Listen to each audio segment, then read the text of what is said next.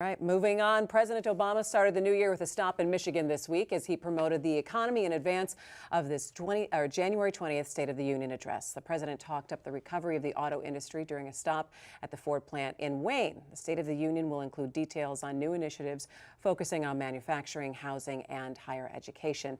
Meanwhile, the new Republican-controlled Congress also started work this week. So the president came to town, and two things he talked about a lot was the new Mustang, which I think he had his eye on, and he also talked about the Lions a little bit. And he was doing almost a 6 years later talking about the auto industry bailout. But Nolan, you weren't too impressed. Well, I mean, this was a campaign swing. His numbers have been down. He's trying to push his numbers up to give him the clout to continue, taking this position that I can rule by executive fiat and I don't have to deal with this new Congress. What his mission here in this trip to Michigan and to the other states he visited yesterday was to build his popularity to the point where he can say, I don't have to deal with this Congress. I can finish my 2 years the way I've been governing, and that's by ignoring you all. Can you really do that, though? Can you really get public opinion so high that you don't have to deal with I don't Congress? think he has to. No, of course not. But, his numbers are higher than Congress's are. I mean, if you look at the approval ratings,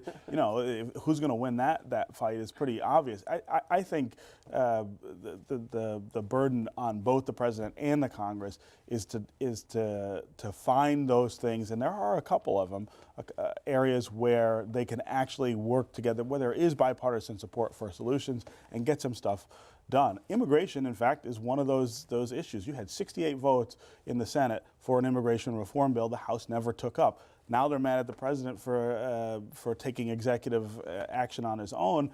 If the House would just take it up and deal with it, they could put a bill on his desk that he probably would sign. But that, I think that's a perfect example of his strategy here. He could have, immigration is something they could have come together on, and there was a sentiment in Congress that we need to, amongst the Republican leadership, that we need to do something.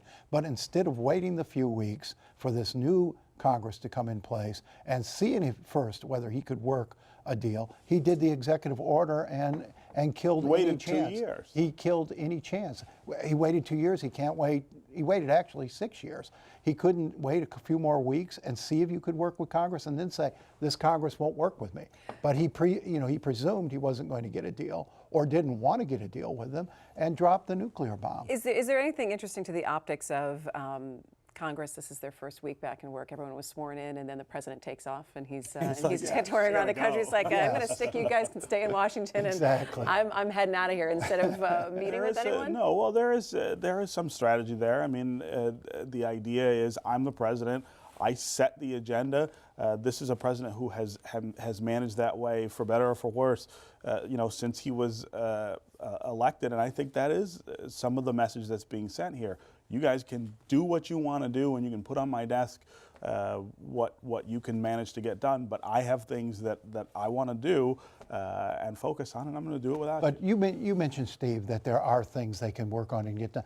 Keystone Pipeline should be one of them. It's a bill that has bipartisan support. It's a project that has strong labor support on the Democratic side. It does. And yet the president, preemptively said, don't bother, I'm going to veto it. That would have been and it's popular with the American people, that would have been an important piece that would have sort of calmed the public into thinking, hey, maybe these guys will get something done. He's not saying he won't do it. What he's saying is, don't subvert the process. There's a review process underway right now about the pipeline, and it's also stuck in the Nebraska courts. It's a process until they're done. It's a process that he's dragged out 7 years because his Tea Party wing, the radical environmentalists, won't let him move on. But it's a process that will conclude, and he will make a decision. He is never going to approve that pipeline. All right. Well, you know what? We're going to be talking a little bit more about manufacturing in Michigan. By the way, you can watch live coverage of the President's State of the Union address and Governor Snyder's State of the State right here on Detroit Public TV on January 20th during a special edition of MiWeek beginning